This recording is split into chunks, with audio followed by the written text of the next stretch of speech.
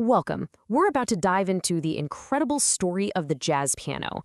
We're talking about a journey that stretches over 100 years and basically changed the face of modern music. So how did 88 simple keys completely change music forever? That's the big question, right? Let's get into it and see how this one instrument became the absolute heart and soul of a brand new, revolutionary sound. All right, here's the plan. Think of it like a road trip through music history. We're starting way back in the early 1900s with ragtime, and we're going to hit every major stop to see how the piano's role in jazz just kept changing and evolving. Okay, let's kick things off right where it all began, the amazing city of New Orleans. In the early days of jazz, the piano wasn't just another instrument. No way. It was the engine driving the whole band. Seriously, you got to think of it like the original all-in-one music machine. It was the drummer laying down that steady beat, it was the whole harmony section playing all the chords, and it could even take the lead with the melody. It was the rock-solid foundation for every other musician. And when I say rock-solid, I mean it literally. We're talking about some serious hardware here. A typical grand piano, it weighs about 900 pounds.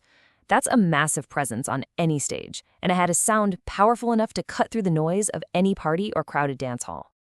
All right, so this is where things start to get really, really interesting. The piano is no longer content just being in the background, providing support. It's about to step right into the spotlight and become the star of the show.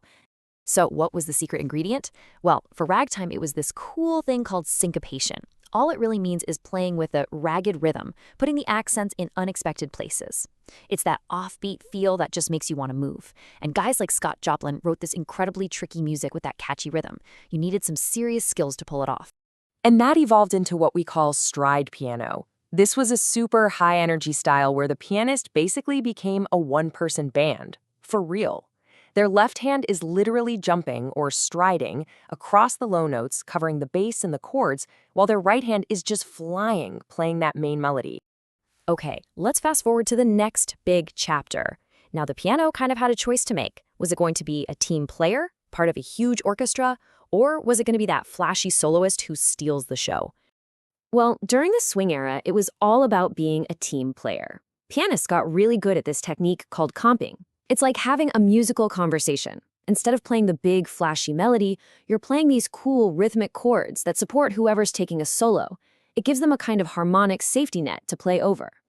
And this right here shows the massive change that was coming. See, swing was dance music. It was for big crowds in big halls, but then along came bebop, and it was a total rebellion. This was music for listening. It was fast, it was complex, and it was played in small groups where every single musician was a superstar soloist. And just to give you an idea of how intense this was, bebop songs would often blast past 200 beats per minute. That is incredibly fast. Pianists like the one and only Bud Powell needed almost superhuman speed and a ton of creativity just to keep up. So after all that frantic, high-speed energy of bebop, you can probably guess what happened next, right? Some musicians were like, whoa, let's just take a breath. And that led to a whole new, much more relaxed sound. They called it cool jazz, and it was all about being poetic, gentle, and calm. Pianists, especially the legendary Bill Evans, started using softer tones and these beautiful, rich chords to create a really sophisticated, chilled-out vibe. It wasn't about showing off your speed anymore. It was all about emotion. And right around then, another idea came along that totally rewrote the rules. Modal jazz. So instead of blazing through tons of different chords, a song might just hang out on one scale, or mode, for a while. Imagine a painter having a whole canvas to explore every shade of blue, instead of being forced to change color every 2 seconds. It gave soloists this incredible freedom to just create. But while all of this was going on, there was one pianist who was basically living in his own musical universe. And that was Thelonious Monk. He was a true original, a pioneer who proved that how you play is every bit as important as what you play. You could spot Monk's style a mile away. He'd attack the keys, playing them like they were drums. He used silence in a way nobody else dared to. His rhythms were wonderfully quirky and jagged. He'd even play notes that technically should have been wrong, but in his hands, they sounded perfect.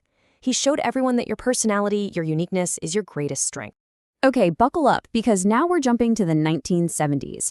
This is where technology grabs hold and launches the piano into a completely new dimension. Welcome to the age of jazz fusion. This is when pianists like the amazing Herbie Hancock and Chick Corea literally plugged in. They grabbed electric keyboards, synthesizers, and all kinds of new toys to create this incredible hybrid sound, mixing the freedom of jazz with the sheer power of rock and the irresistible grooves of funk. And this was an absolute game changer. Remember that 900-pound acoustic piano, the classic beast made of wood and strings? Well, now you had electric keyboards that could weigh as little as 30 or 50 pounds. They could create these wild electronic effects, and you could actually carry them around to play for huge crowds in massive stadiums. So that brings us to today. What's a modern jazz pianist like? Well, you can think of them as musical chefs. They take a little bit of classical technique, sprinkle in some rhythms from all over the world, add a dash of electronic sounds, and mix it all together with a deep, deep knowledge of the entire history we've just covered. So, if any of this has made you think, hey, I want to try that, just remember this. Learning jazz is a journey. It starts with the basics, yes, scales and chords, but it's really fueled by listening to the greats, practicing every day, and, this is the most important part, playing with other people. It's that perfect mix of discipline and creativity. So think about it. The piano went from being the engine of the band to a solo superstar, from a huge acoustic instrument to a portable electric powerhouse. The story of the jazz piano is amazing, but it's definitely not over. The biggest, most exciting question is, what sound will the next generation create?